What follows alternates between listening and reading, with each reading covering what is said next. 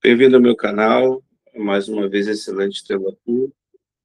A gente analisar de novo a questão que envolve a leitura da Bíblia. O foco do canal não são as conclusões, as teses conclusivas sobre o texto, mas sempre os meios pelos quais se chega lá. A gente está encarando aqui nesse espaço, a gente está enfrentando a grande problemática, como ler a Bíblia. A nossa questão é essa aqui, estamos focando na questão da leitura da Bíblia. Então, inscreva no meu canal, me ajude a compartilhar. Eu quero democratizar, quero discutir isso. Agora estou colocando o Pix também, se quiser ajudar, um patrocinador do espaço será maravilhoso também. Então vamos lá nessa dinâmica de como ler a Bíblia. Essa é a ideia, é a problemática a ser pensada nos dias atuais. E nesse vídeo eu quero trabalhar o texto de 1 Coríntios capítulo 7, verso 14, para a gente olhar alguma coisa que envolve a leitura desse texto. Claro que esse texto, o capítulo 7 de 1 Coríntios, é um texto de 40 versículos, é um texto extremamente complexo. Ele, primeira coisa que é fundamental você entender, dentro do princípio da ocasionalidade, ele lidar com uma questão levantada pelos próprios coríntios, quanto ao que me escrevestes. Aí é bom que o homem não toque em mulher, para alguns estudiosos, é um slogan dos coríntios. Então, eles escrevem colocando isso, deveria ser entre aspas, se é um slogan nesse caso. Então, tem outras possibilidades também. Então, só para a gente entender que tem um princípio da ocasionalidade sendo trabalhado aqui. E Paulo pega isso para criar elementos da normatividade. Então, ele diz que, por causa da porneia, cada marido tem que ter esposa e esposa marido, inicialmente.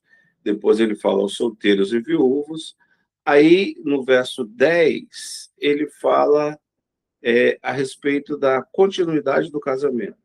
Ele fala que a mulher não se separa do marido, nem o marido se aparte da mulher, mesmo que ainda esteja casado com a mulher ou com um homem incrédulo. O casamento precisa continuar aí, não há necessidade de terminá-lo. Aí é importante que nessa dinâmica de argumentação, o primeiro ponto é olhar a ocasionalidade. A outra coisa é justamente as relações colocadas no texto. Isso é fundamental entender. Esse gar do verso 14, que a gente traduz como porquê, de fato parece ser uma conjunção explicativa, esse verso 14, ele é introduzido pelo gar pós-positiva, e o objetivo é explicar a razão pela qual o casamento tem que ser continuado. Eu preciso desse parâmetro que vem sendo desenvolvido no contexto lógico, ou no contexto lógico, aí depende. Então, esse GAR ele exerce um papel muito importante nesse aspecto aqui. Então, ele explica por que tem que continuar o casamento. Por quê? Aí cita-se, de fato, o GAR, ele faz a amarração, a coesão com o que está sendo construído pelo texto e pela argumentação paulina, no que diz respeito ao discurso. Isso é fundamental. Agora, quais são as problemáticas aqui? A gente tem algumas problemáticas. A primeira está nesse verbo regiastai, que é o verbo hagiazo em grego, que aparece em 1 Coríntios capítulo 1, verso 2, e capítulo 6, verso 11. Santificados em Cristo. Qual é a grande complexidade que tem aí? De fato, pelo fato de estar em Cristo, a gente percebe que o verbo hagiazo, ele é usado justamente num contexto de cristianismo, de vivência cristã, num contexto de cristãos assumidos.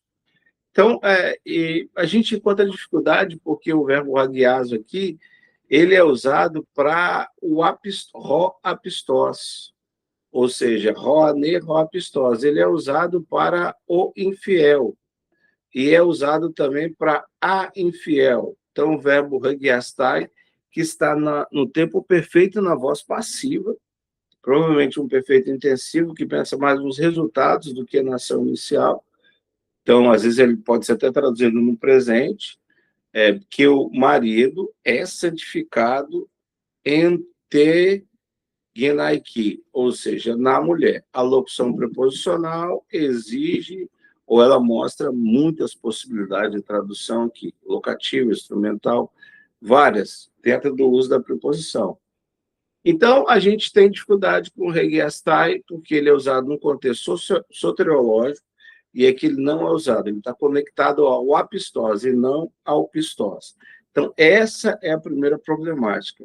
A segunda problemática tem a ver com a questão do hagia, que é o adjetivo hagios, que aparece em 1 Coríntios, capítulo 1, verso 12, capítulo 3, verso 17, capítulo 6, verso 1, 2 e 19, capítulo 7, verso 14 e 34, capítulo 12, verso 3, capítulo 14, verso 33, capítulo 16, verso 1, 15 e 20. Então, exemplo, lá no capítulo 1, para ilustrar isso, 1, 2, santificados em Cristo, chamados santos. Ou seja, os santos são aqueles que são santificados em Cristo.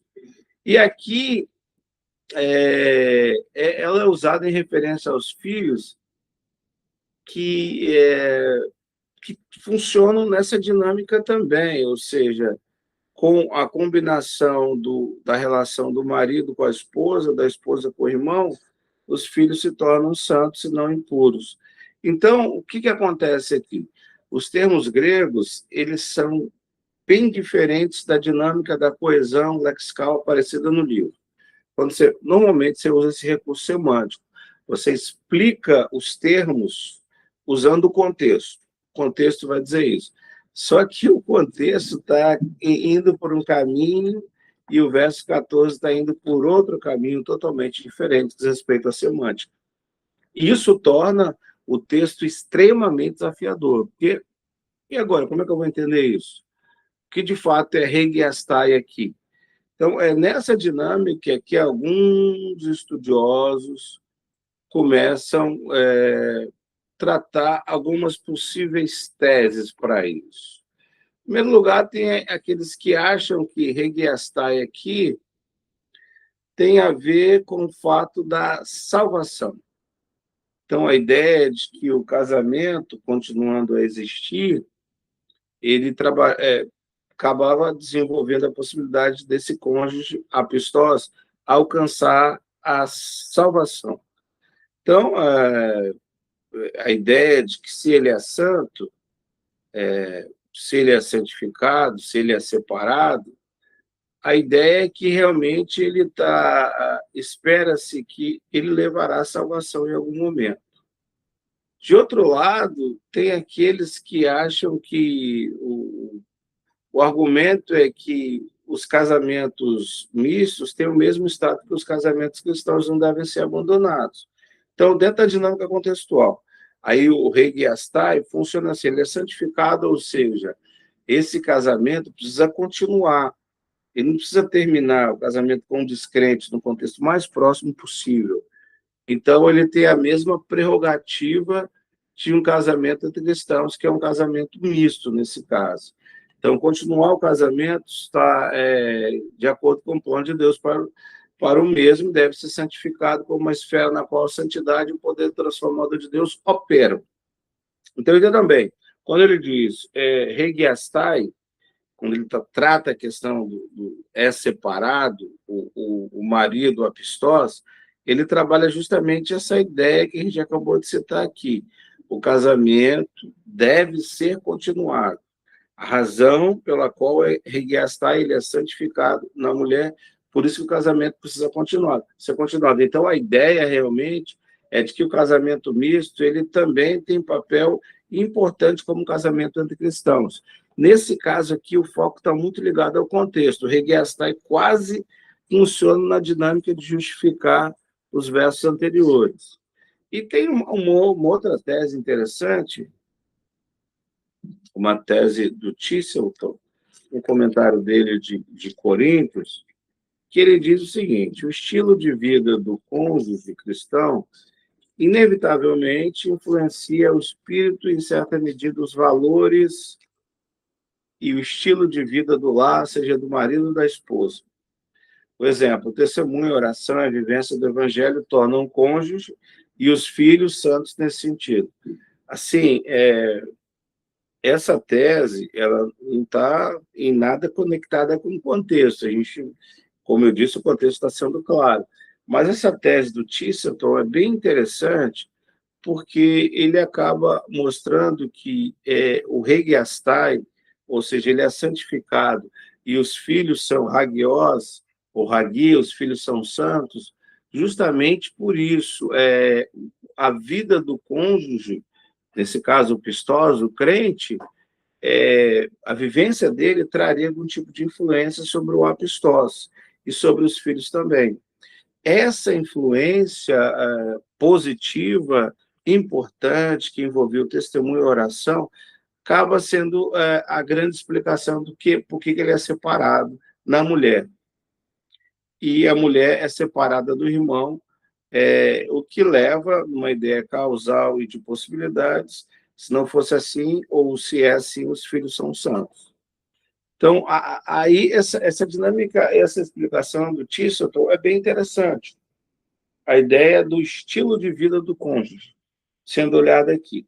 Então, a gente tem basicamente três teses, que é a possibilidade da salvação, o argumento contra o divórcio, ou seja, não separe porque o apistós é santificado na mulher, e o contrário também é verdadeiro. Então, não separe, não há razão para o divórcio. E, em terceiro lugar, o estilo de vida cristão, que traria alguns benefícios que Paulo poderia estar usando, explicando esses benefícios, usando o verbo hagiazo. O regiastar, nesse caso, como eu disse, o verbo está no perfeito e na voz passiva. Então, o que a gente acaba aprendendo com isso? Que a complexidade, por que esse texto é tão difícil? Porque se eu usasse o contexto discursivo para resolver a questão da semântica do regiastai, eu teria muita dificuldade, porque Paulo não usa o verbo hagias do jeito que ele está usando no verso 14. Então, ele diz todos os outros usos. Quando ele diz todo, ele deixa a gente numa situação muito complicada. E é aqui que a leitura é perigosa, porque ela pode se tornar um exercício de invencionice. Ah, não, eu acho que regiastai é isso. Então, para a gente não ter ser muitos férteis na nossa imaginação ou no nosso coração sobre a semântica, a gente precisa ser muito cuidadoso para não falar aquilo que o texto não está deixando claro. A primeira coisa que o leitor tem que fazer é admitir. É muito difícil entender o que o Paulo quer dizer aqui. É muito difícil. Você não tem nem pista no contexto. Então, eu levantei algumas teses que são probabilidades apresentadas pelo autor, só para a gente entender aqui na nossa dinâmica de leitura, que a questão é um pouquinho mais complexa do que se imagina. Mas, volto a dizer, eu sou muito simpático à tese do Chesterton, muito simpático, essa ideia do estilo de vida cristã. Claro que a ideia do Garland, também do Baker, é interessante porque essa ideia de dizer não ao divórcio, continuar, porque o regiastai é uma realidade. Parece que as duas ideias conectadas, elas fazem muito, muito sentido. Então, só para mostrar como é desafiador tratar a Bíblia pelo exercício da semântica.